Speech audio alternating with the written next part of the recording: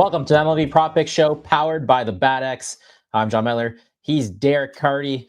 We got one game on the slate tonight. Game 5, decisive ALDS game between the Tigers and the Mariners. Before we get there, Derek has one lean for that game. And then after that, we're going to bring in Jingles. Me and Jingles have a couple bets for ourselves for that game 5. Before we roll into that, I want to ask you, Derek. So Dodgers moved to NLCS. Blue Jays moved to the LCS. This isn't a betting question for you. What team would you like to see win the World Series? Because there's a couple not random teams, but like teams that haven't necessarily won. Like you got the Mariners, the Tigers, and the Blue Jays on the one side. I guess you could throw the Brewers into that on the other side. Cubs and Dodgers, I feel like you're like, get out of here. That's how I view it. You guys have already won in the past. Like, what team would you like to see win the World Series? Yeah, I really wanted to see the Phillies win. With them out, I'd say probably the Mariners. I think would be a fun one, or the Jays. No love for the Tigers. Everyone but the Tigers. The Tigers would be fine too. Yeah. No, it's cool. I always like when you get down to there's like 4 teams left. You're kind of you're like one of these teams has to win the World Series, and you're kind of like you like the matchups. The Mariners. I don't think they've been there ever, right, to the World Series, and the Blue Jays since '93, and the Tigers since 2012. I think I got those years right. So it's kind of been a long streak for all. The problem is I feel like we're all going to run into the Dodgers at some point here. So it's not looking good. The Phillies almost forced a game 5 yesterday. Pitcher panicked, threw it to home. I don't know why he did that. You got JT Realmuto pointing to first, like throw the ball to first. And he airmailed it. So Dodgers onto the NLCS. Make sure you like, comment, subscribe. We'll give out the one lean here, and then we'll let you go, Derek. So you're looking at Tarek Skubal, so it's Tigers Mariners, and then we're looking at the pitcher's walk market. You were looking at Tarek Skubal over 1.5 walks, plus 180. You want to kind of explain why you like this as a lean? Yeah. So my thinking here is just that we talk a lot in the playoffs. Pitchers have shorter leashes; they get pulled earlier. With Skubal, I don't think that's going to be the case here. This is do or die game. Pretty well rested. I think they're going to ride him till the wheels come off basically tonight. And we're getting plus 180 on 2 walks for a guy who, could theoretically pitch the whole game. But I mean, I think we're at least getting 6 or 7 innings out of him. So that's where I'm feeling on this. JPC4 saying, Ari bet this feel way better now. It does feel like one of those, you're just going to ride or die with Skubal. And even if guys start to get on base, I feel like Hinch just lets him go because you're going to be like, at least if we lost, we lost with our best pitcher on the mound. So yeah, it kind of feels like that situation here, especially with the state of the Tigers bullpen as it is. They're also Skubal's just their guy here. Hinch is also big on, and we've talked about this, like the familiarity of the hitters and the pitchers. And he obviously knows he's used his bullpen a lot. So I think they said Finnegan, I think I retweeted it when I was at the game last game. I think they said he's faced a Rosarina, Cal Raleigh, and Julio Rodriguez in 3 of the 4 games. He's come in and faced the 1, 2, 3. So there's only also if you don't have to, right? Then it's 4 of 5, and it's there's only so many times you can keep bringing in these relievers. So I feel like they are just going to lean on Skubal. I totally agree with that.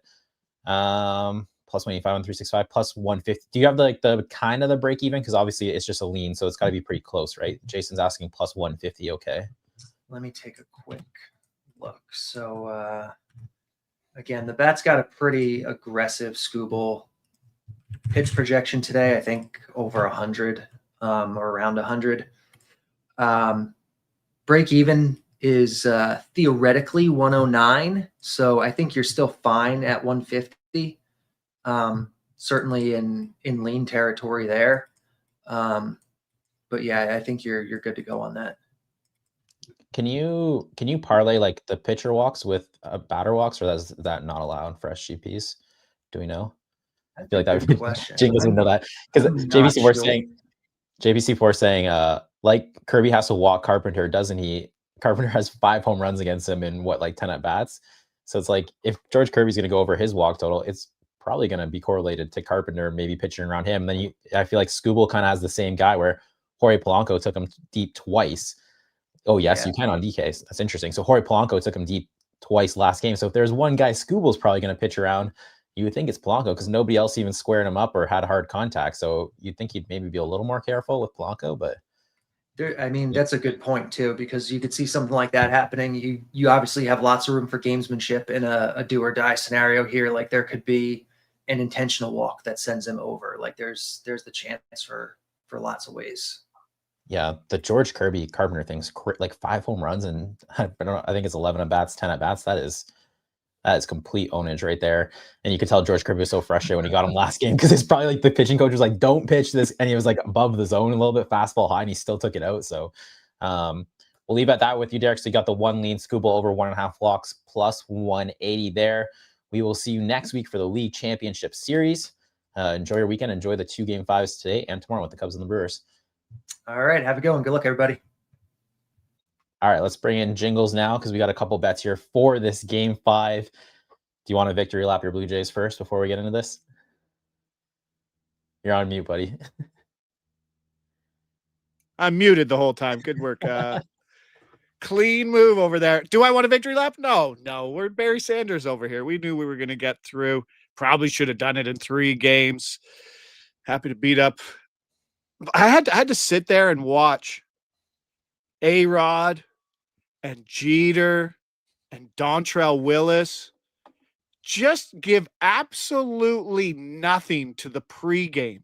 Like, you guys have played this much baseball in your career, and this is how you come off in a pregame show.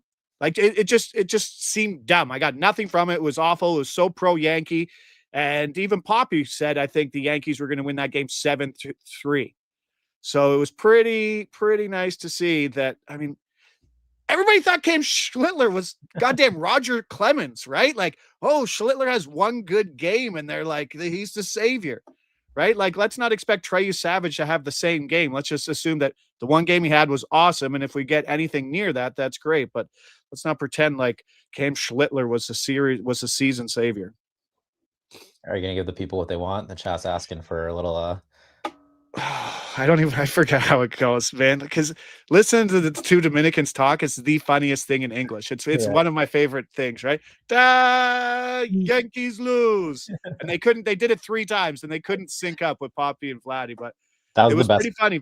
Poppy was all, my wife at the dinner table last night, she's like, "Who's Big P?" I'm like, who the shit are you talking about? Oh, Poppy, Big P. And he was crapping on the Yankees. He was crapping on the Jays in that game. He was. And then he got to butt slap Vladdy at the end of it. So it was interesting. David Ortiz delivered me like my most traumatic baseball experience in my life with a home run, sending Torrey Hunter over the bullpen there to beat the tie, or to tie the game. Then they beat the Tigers. Tigers would have went up 3-0 there. So yep. That's how David Ortiz is not my favorite player, but I mean, I think he tortured every fan base. If you're a Blue Jays fan, he tortured your fan base too for A-Rod is my least favorite person to talk to in baseball by far. He's pretentious and he brings nothing to the table. Hot take. I think A-Rod hit the furthest home run I've ever seen at Comerica Park. One time he hit home run when I was there. This is like earlier when he was good, and the crack of the bat was so loud, and it hit like the outfield wall, like the brick wall where they have the names, and I've never seen anyone do that. It was insane. So yeah. Did he get busted? Did he get busted for juice? Or was it like full, like what was that report called with him? And I don't know. I remember the name, but I do know. I think I watched the whole documentary, and I don't remember the name. The Steele report. The Steele report, I think, had something to do with Trump. But what was it? What's the chat? What's the name of the I think it was the Balco. Thank you. Yeah, the guy. Thank you. Yeah. He actually, we're getting off the rails here. He lives in Windsor, eh? A-Rod? He's always out walking. What? Yeah, he lives on the water, just like 15 minutes down the road from me. Who? Alex Rodriguez. He lives in Windsor. Yeah, his girlfriend. Maybe the crappiest city in all of Canada. No, his girlfriend's from Windsor. He lives on the water. Probably one of his houses, but she went from J-Lo to a girl from Windsor. Yeah, she owns like a fitness company, but they're out walking all the time. They're at like the local gyms, at the local bars all the time. It's kind of funny. So he's out and about in Windsor. He honestly probably a good spot for him. He doesn't get bugged, right? Nobody sees him, so or like nobody will bug him here. So it's probably a good spot for him. The homeless guys by the McDonald's who hang out don't know who you were like downtown Windsor when you came to Windsor. This is other parts of Windsor. Let's get into the picks here. We're going obviously Mariners Tigers, big game, prime time, all eyes on this game. Probably this back-to-back Cy Young winner on the mound. And you're going full fun, please. No, give it to Jingles. You're going full fun, please, with Derek Skubal under 8.5 strikeouts. Break this one down. It's just a giant number. Now the 8.5 here, I like the plus money. I'm probably off this if you're getting like plus 115. Now, one thing we should know is that Derek's projections had 80 pitches for Skubal, and then before he came on, he corrected it. He put it up to like 103, I believe, and he mentioned that he had an aggressive pitch count for him. But let's be honest, everybody thinks that like 4 days rest coming, pitching every 5 days is the norm now. It really isn't, because Skubal's been handled with baby gloves for the majority of the entire season, pitching on 5 days rest or 6 day more in 23 of his 31 starts. He has a 3.88 ERA pitching on 4 days versus a 2.62 pitching on more. And this is his second straight start with just 4 days of rest. Familiarity in the series in the second game leans to the hitters. 9 Ks, last outing, 21 outs. Hopefully that number goes down. But yes, they might ride him till the wheels go off. But at this point, you can't just wait out Skubal. You're going to have to get him. Now, the 9.5 at minus 144 is no. The risk is too high on the outcome that he can go 110 pitches here. I want the plus money. That's as far as I'm going on this. And hopefully we see some quick bats from Seattle who have already seen him. Yes, he can strike out. We've seen it, but isn't it weird? Like, this is what, his 6th start, and the guy hasn't started at home in any of those games? Yeah. You think I would hate on this? I'm actually going to back you up here. I do think, because when I went in, I was trying to make like a fun SGP. I'll give that out later. For Tigers, it's going to be Tigers base. And I was going to do Skubal like alt strikeouts. I'm like, 10 plus is even money. I'm like, wow, that's not worth it at all. Exactly, right? The 8.5 was at minus 170 for the over. Like, that's 8.5 is a big number for just any team. I do think I think he's going to go deep. I think the pitch count will be high. I do think he might actually try to pitch to contact to get longer into this game, right? Like, he wants that pitch count down. He's not going to, bite the corners for strikeouts and stuff like that. So I do think there's kind of that element where he probably wants like a complete game or like 8 innings, 7 innings. He wants to take as much pressure off this team as possible. So he's also someone he can ramp it up to 101. He will just keep it at 97 sometimes. I wouldn't be surprised if he's keeping it at 97 just to kind of roll through. And then once there's guys on base, he ramps it up. So I think you're right here. I think the number's way too off. He could obviously go and strike out 14 guys or something like that. But yeah, there's a good one. Skubal under 9, and yeah, not to get double digits and get that one walk. Yeah, the one walk looks good. I think you can one walk him and Kirby for kind of close to even money, which isn't a terrible one if they do get picky and stay away from 1 or 2 guys. And that's it. Like he could have the full leash for sure. But then you look at what Seattle has to do offensively. Do they go in being like, okay, do we?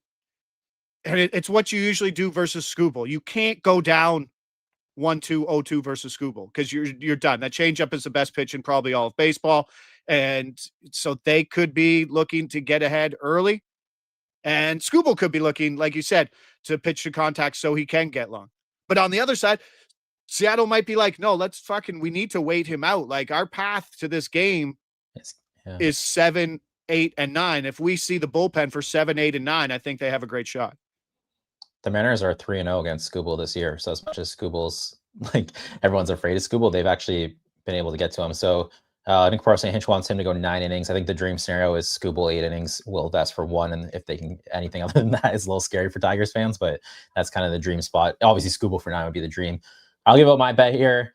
I'm going Riley Greene to hit a home run plus 550.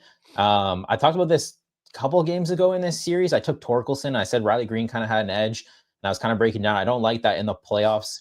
He doesn't hit lefties well, and they always just bring out lefties for matchups. I'm going to change my opinion on this because it has changed based on what you've seen from the Mariners. They have 2 lefties, Gabe Spire and Caleb Ferguson. Caleb Ferguson is not good. He came up in a mop-up role game 3 or 2, and then he gave up like 4 runs, and then they had to pull him and actually bring in the closer. So basically the only high leverage lefty they have is Gabe Spire.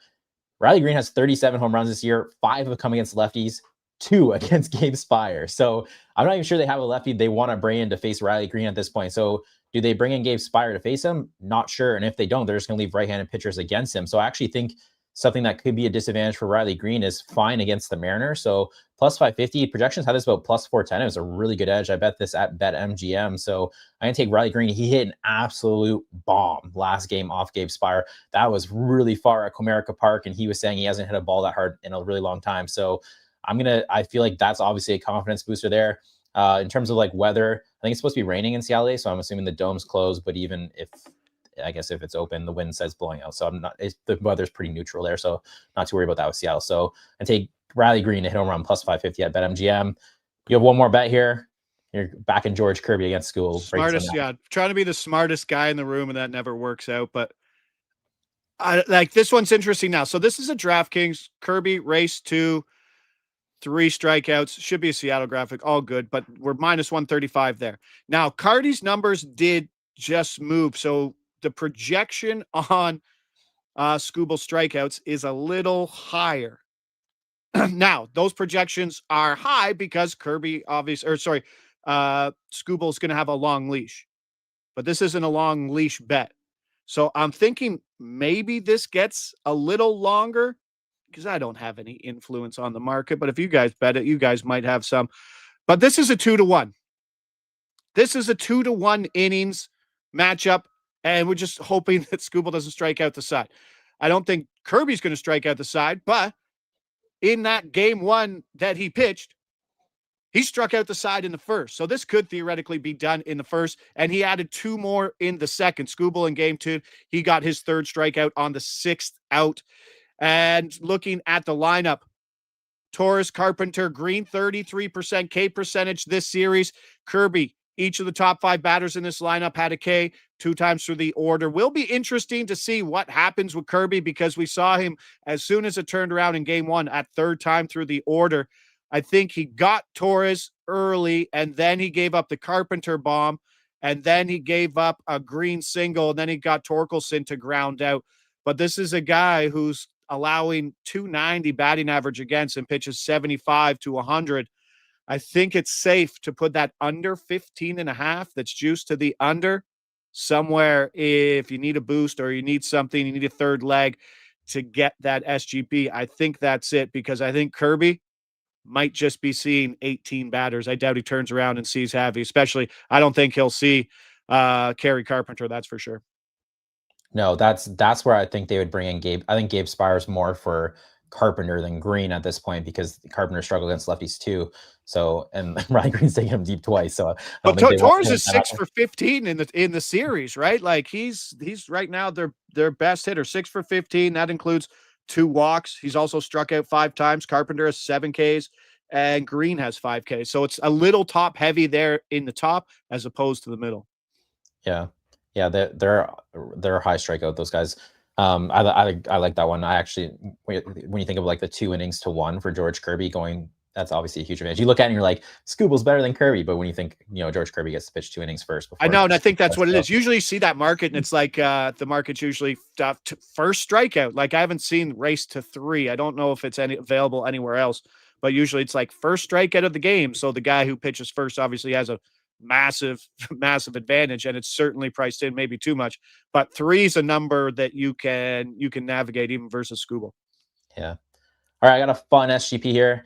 $10 to win 670. It's nothing crazy. It's the Riley Greene. I think there's definitely an edge on that number. That's why one's a straight bet. I use this. I had a 40% boost at FanDuel. Again, the boosts are always relative to like where you live, different sports books. So go shopping for a boost. I think this was about like plus 4,500 before the boost there. So plus 67 to 1. Riley Greene home run. I go Javier Baez to hit a home run.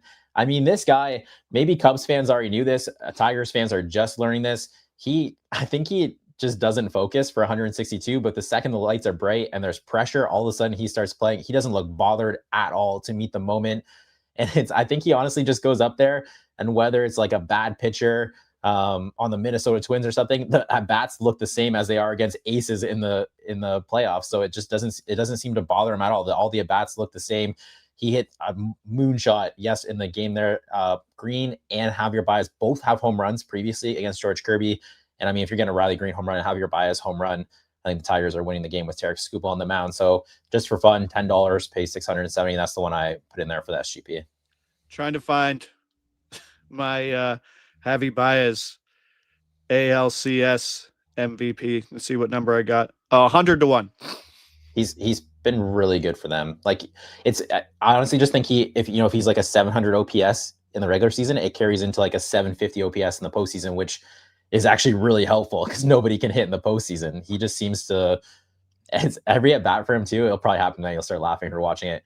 it's like a slider away off the plate and he swings at it and then it's 0-1 and then the at bat starts. That's how I feel like every Javier Baez at bat starts. It's just like he swings at the one off the plate there and then 0-1. Now he feels comfortable. He just doesn't seem bothered. It's like 0-2. He's like, yeah, whatever. I'm used to this all the time. So he doesn't get like it's a different. It's how do I say this without sounding stupid?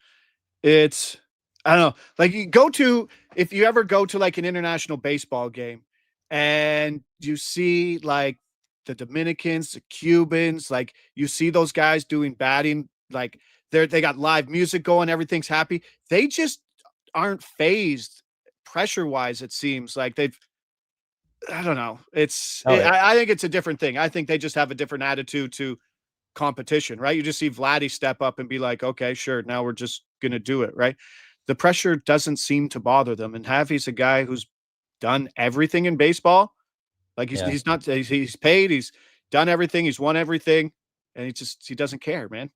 Yeah, that's what my buddy was saying to me when we were talking about the last game there. I was like, he's like, do you think he's just not worried about it? Because I feel like defensively, not even just the Tigers, like every team you watch the postseason, like some of those fly balls, the outfielders look a little shaky. Like there's some nerves, right? Like everyone's like adjusting. That's baseball, man. That's baseball. It's in your head. Everything's between your head. Every at bat. Every swing, every pitch, every pop-up. You see Addison Barger terrified of balls now. You saw the pitcher yesterday. Like, that guy makes that play 900 times out of 901 times. It's just, the moment can get big for you in baseball. And with 50,000 people there, it certainly does. Yeah, and then like every Baez defensive play, like he just casually catches it, all pick it, throw to first, no big deal. Like you can just see it in the way he moves. You're like, this guy is not bothered at all. And like my buddy said, he's paid. He's won the World Series. Like you say, he's done everything. So is he nervous? Probably not, right? So yeah, obvious, so nonchalant he is in the field. Sometimes he makes you a little nervous because he's almost too nonchalant. Like he's running out to a fly ball and looks difficult. He's like, yeah, I got it. No big deal. I know. So, I think I said Caribbean, but he's Puerto Rican, right?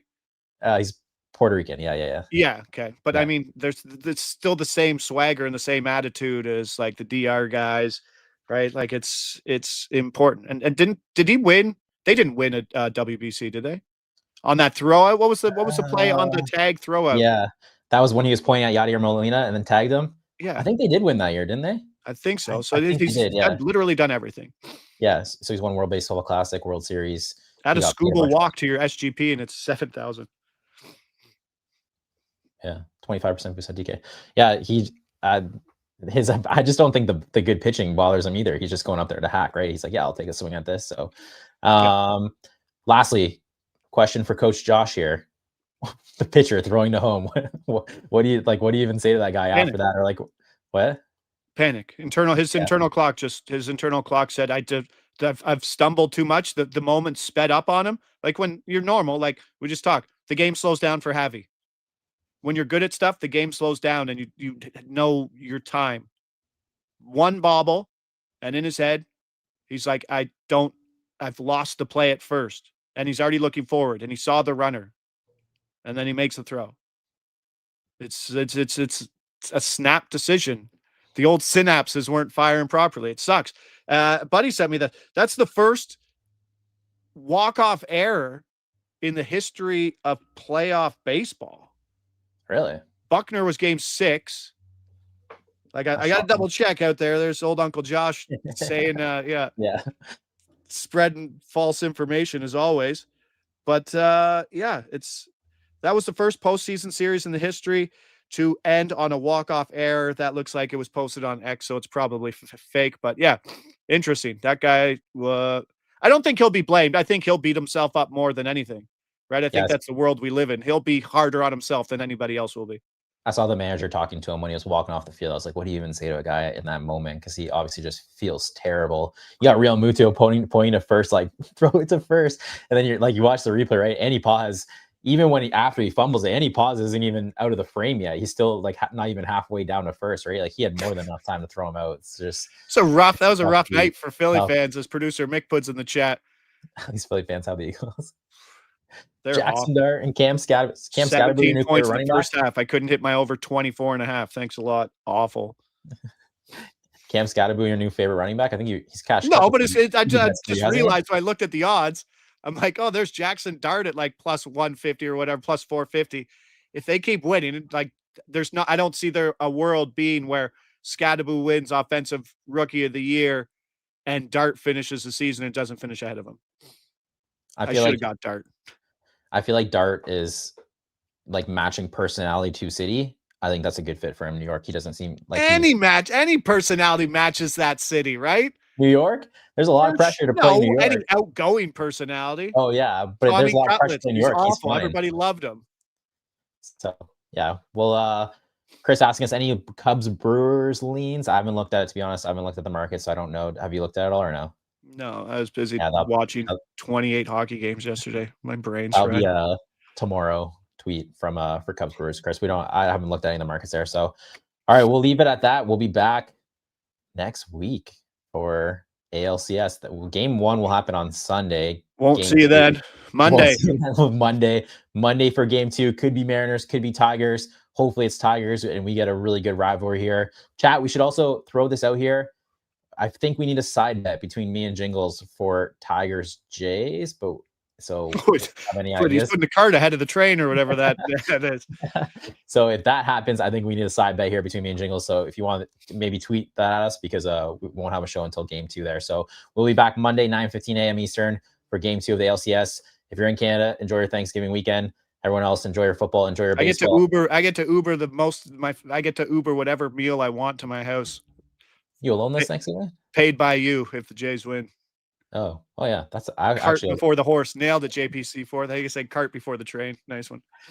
All right. Enjoy your weekend, everyone. Good luck with your bets. Enjoy game 5 tonight.